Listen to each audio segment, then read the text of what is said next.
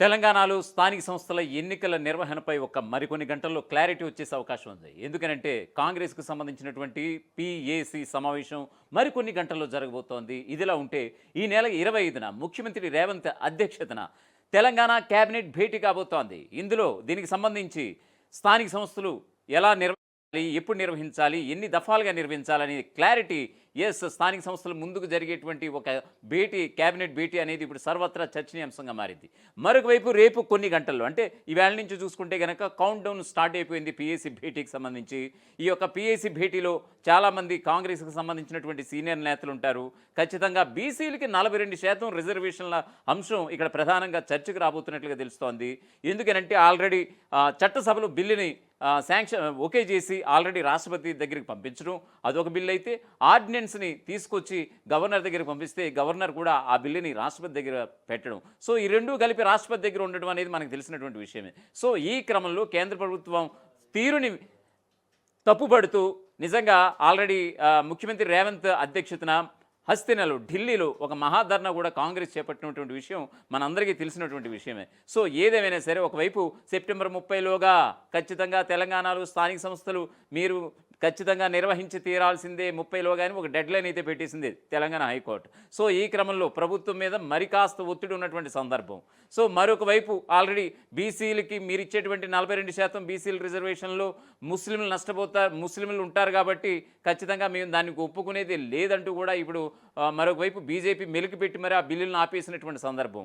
మరొక వైపు 2018లో ఏదైతే పంచాయతీరాజ్ సంబంధించినటువంటి ఏదైతే చట్టం ఉందో దాన్ని మార్పులు చేర్పులు చేస్తూ ఖచ్చితంగా రిజర్వేషన్లు 50% పెంచకుండా చేశారనేది కూడా మొన్న ముఖ్యమంత్రి రేవంత్ రెడ్డి కేసీఆర్పై విమర్శనాస్త్రాలు ఎక్కుపెట్టిన సందర్భం. ఏదేమైనా సరే బీసీలకి 42% ఇప్పటికిప్పుడు ఇవ్వడం అనేది అసాధ్యం. దాన్ని సుసాధ్యం చేయాలనుకున్న ఆ గడువు కూడా ముగిసిపోయింది కాబట్టి ఇక పార్టీ పరంగా ఏదైతే 42% రిజర్వేషన్లు ఇవ్వాలని అనుకున్నారో మొదటి నుంచి ఇప్పుడు అదే అమలు కాబోతోంది.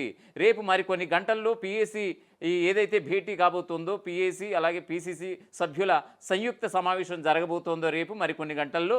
సో దీంట్లో అయితే ఖచ్చితంగా బీసీలకి 42% రిజర్వేషన్ల మీద ఒక క్లారిటీ వచ్చేసే అవకాశం ఉంది అన్నది స్పష్టంగా తెలుస్తోంది. మరొక వైపు 25వ తారీఖున జరిగేటువంటి కేబినెట్ భేటీలో మరీ ముఖ్యంగా అంటే నెక్స్ట్ అసెంబ్లీ సెషన్స్ అయితే వర్షాకాల అసెంబ్లీ సెషన్స్ ప్రారంభం కావాల్సి ఉంది. సో అసెంబ్లీ సెషన్స్లో ఈ యొక్క జస్టిస్ పీసీ ఘోష్ కమిషన్ ఏదైతే కాళేశ్వరానికి సంబంధించినటువంటి రిపోర్ట్ ఇచ్చిందో ఆ రిపోర్ట్ని ఖచ్చితంగా అసెంబ్లీలో పెట్టాలా వద్దా అనేటువంటి చర్చ కూడా ఈ నెల 25న జరిగేటువంటి ముఖ్యమంత్రి రేవంత్ అధ్యక్షతన జరిగేటువంటి కేబినెట్ భేటీలో ఒక నిర్ణయం కూడా తీసుకుపోతున్నారు. మరొక వైపు బీసీలకి 42% రిజర్వేషన్లు రేపు కొన్ని గంటల్లో జరగబోయే తంతులు తేలిపోబోతోంది.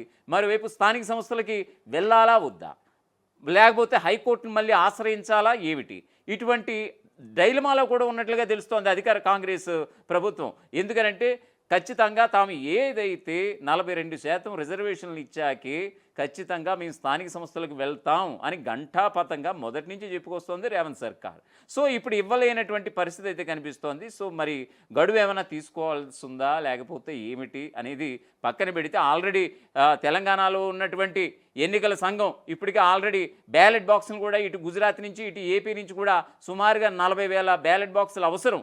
సో స్థానిక సంస్థలకు సంబంధించి ఇటు ఏపీ నుంచి కావచ్చు ఇటు గుజరాత్ నుంచి కావచ్చు వెంటనే హుటాహుటిన ఆ యొక్క జిల్లా కేంద్రాలను కూడా తరలించేసినటువంటి అంశం కూడా మనం చూసాం. ఆల్రెడీ వెళ్ళిపోయాయి బ్యాలెట్ బాక్సులు, ఇంకా ఎన్నికలే తరువాయి అన్నట్టుగా ఉంది. ఇంకా బ్యాలెట్ పేపర్స్ విషయానికి వస్తే కనుక పొరపాటున అంటే అవి ఆల్రెడీ ఇంక్డ్ టైప్ ముద్రించి ఉంటాయి కాబట్టి కొన్ని పేపర్లు కూడా పాడైపోయే అవకాశాలు ఉంటాయి. ఒకవేళ నిజంగా ఇప్పటిలోగా అంటే ఇప్పుడు జరగబోయే కేబినెట్ భేటీలో నిర్ణయం తీసుకుని ప్రభుత్వం ముందుకెళ్తే ఓకే, లేదంటే కనుక బ్యాలెట్ పేపర్ల ముద్రణ కూడా కాస్త సమస్యగా మారే అవకాశం ఉందని కూడా తెలుస్తోంది. సో దీనికి సంబంధించి ఒక పూర్తిస్థాయి విశ్లేషణ చూద్దాం. ఈ నెల 25న మరోసారి తెలంగాణ కేబినెట్ సమావేశం జరగబోతోంది. సీఎం రేవంత్ రెడ్డి అధ్యక్షతన ఈ నెల 25న సచివాలయంలో కేబినెట్ సమావేశం సాగబోతోంది. ఈ భేటీలో ముఖ్యంగా అసెంబ్లీలో కాళేశ్వరం కమిషన్ నివేదిక ప్రవేశపెట్టి తేదీలను ఖరారు చేయనున్నట్లుగా సమాచారం. వచ్చే అసెంబ్లీ సెషన్స్లో ఖచ్చితంగా ఏదైతే మాజీ ముఖ్యమంత్రి కేసీఆర్ అవినీతి దందా 1,00,000 కోట్ల అవినీతి దందా కాళేశ్వరం ప్రాజెక్టు పేరుతో చేపట్టిందో ఖచ్చితంగా ఆల్రెడీ పీసీ ఘోష్ కమిషన్ కూడా సుమారుగా 670 పేజీల నివేదిక ఏదైతే వచ్చిందో ఆ నివేదిక సంబంధించి ఆల్రెడీ ఇది ప్రజలకి తెలియాలి అన్నటువంటి రేవంత్ ప్రభుత్వం ఖచ్చితంగా దీన్ని తెలుగులో తర్జుమా చేసి అందులో ఉన్నటువంటి 670 పేజీల బుక్లెట్ని కూడా అందరికీ పంచడానికి అది అసలు అసంభవం కాబట్టి అందులో ఉన్నటువంటి ముఖ్యమైనటువంటి పాత్రలు అంటే ఒక కేసీఆర్ కావచ్చు, స్మితా సబర్వాల్ కావచ్చు, ఈటెల రాజేందర్ కావచ్చు, హరీష్ రావు కావచ్చు, ఇటువంటి పాత్రలన్నీ కూడా ఏదైతే అందులో ఒక అంకాలు ఉన్నాయో ప్రధానమైనటువంటి అంకాలు 670 పేజీల్లో.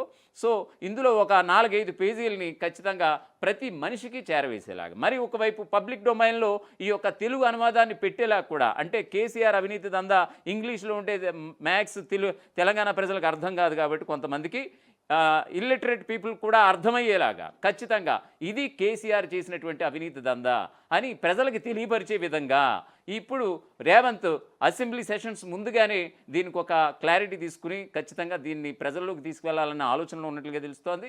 మరొక వైపు అసెంబ్లీలో కనుక చర్చ పెడితే కనుక సభా సాక్షిగా ఈ యొక్క తెలంగాణలో ఉన్నటువంటి 4 కోట్ల పైగా ఉన్నటువంటి జనాభా అందరికీ కూడా తెలియపరిచినట్లు అవుతుంది అనేటువంటి విషయం మీద కూడా ఖచ్చితంగా వెళ్ళినటువంటి సందర్భం.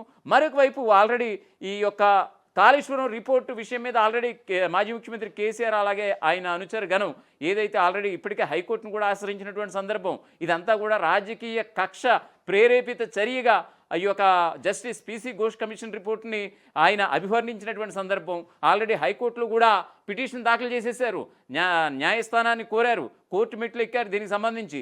ఇప్పుడు వచ్చే మంగళవారం దీనికి సంబంధించి తెలంగాణ హైకోర్టు కూడా కేసీఆర్ వేసినటువంటి ఈ యొక్క రిపోర్ట్ అయితే చెల్లుబాటు కాదు, ఇదంతా తప్పులు తడక తమపై రాజకీయ కక్ష తీర్చుకోవడానికి ఇప్పుడు కాంగ్రెస్ సీఎం రేవంత్ రెడ్డి తనపై అపవాది మోపి ఇలాగ ప్రజల్లో తనపై ఉన్నటువంటి ఒక బ్యాడ్ ఇంపాక్ట్ తీసుకొచ్చేలాగా ఈ యొక్క రిపోర్ట్ తయారు చేశారు అనేటువంటి కేసీఆర్ మాటల్ని ఆ పిటిషన్ ద్వారా అందులో పొందుపరచడం జరిగింది. ఇప్పుడు ఆల్రెడీ వచ్చే మంగళవారం కేసీఆర్ వేసినటువంటి బీఆర్ఎస్ వేసినటువంటి పిటిషన్ మీద కూడా చర్చ జరగబోతోంది, ఆ రోజు విచారణ జరగబోతోంది నెక్స్ట్ మంగళవారం. సో దీనికి సంబంధించి అయితే ఏదైనా సరే వచ్చే అసెంబ్లీ సెషన్స్లో అయితే కాళేశ్వరం అవినీతి దందా మీద ఖచ్చితంగా అసెంబ్లీలో పెట్టి కడిగి పారేయాలి అనేది చాలా సుస్పష్టంగా చెప్పారు. మరొక వైపు కేసీఆర్ని ఇందులో A1గా చేర్చారు ఎవరు జస్టిస్ పీసీ ఘోష్ కమిషన్. కాకపోతే ముందు అరెస్టు ఆయనదేనంటూ కూడా తన శ్రేణులు కూడా చెప్పినటువంటి సందర్భం. కాకపోతే ఆల్రెడీ ముఖ్యమంత్రి రేవంత్ రెడ్డి కొన్ని రోజుల క్రితం ఒక వేదిక మీద మాట్లాడుతూ మాజీ ముఖ్యమంత్రి కేసీఆర్ని అరెస్ట్ చేస్తే మాకేం వస్తుందంటూ కూడా ఆయన నిరభ్యంతరంగా చెప్పేశారు, బాహాటంగా చెప్పారు. సో ఈ క్రమంలో ఖచ్చితంగా కేసీఆర్ అరెస్ట్ అయితే ఉండదు. ఎందుకంటే దీన్ని ఒక సెంటిమెంట్గా తెలంగాణ ప్రజలు భావించే అవకాశం ఉంది. ఎందుకంటే వచ్చే స్థానిక సంస్థల ఎన్నికలు సుమారుగా 70 ఏళ్ళ పైబడి ఉన్నటువంటి రాజకీయ కురువృద్ధుడిగా పేరున్నటువంటి కేసీఆర్ని ఈ టైంలో అరెస్ట్ చేస్తే కనుక పొలిటికల్ మైలేజ్ ఖచ్చితంగా బీఆర్ఎస్కి వచ్చే ఛాన్స్ ఉంటుంది. ఆ ఛాన్స్ ఖచ్చితంగా బీఆర్ఎస్కి ఇవ్వకూడదు అనేటువంటి ఆలోచనలో ఉండే ఖచ్చితంగా మాజీ ముఖ్యమంత్రి కేసీఆర్ని అయితే మేము అరెస్టు చెయ్యం, తదుపరి ప్రక్రియ అంతా కూడా చట్టపరంగా సాగుతూనే ఉంటుందంటూ కూడా ముఖ్యమంత్రి రేవంత్ రెడ్డి బాహాటంగా చెప్పినటువంటి సందర్భం. కాళేశ్వర నివేదికపై ఎప్పుడు చర్యలు తీసుకుంటారనేది ఇటీవల హైకోర్టు రాష్ట్ర ప్రభుత్వాన్ని ప్రశ్నించింది. అసెంబ్లీలో నివేదిక ప్రవేశపెట్టిన అనంతరం చర్యలు తీసుకుంటామని న్యాయస్థానానికి ప్రభుత్వం కూడా సమాధానం ఇచ్చినట్లయింది.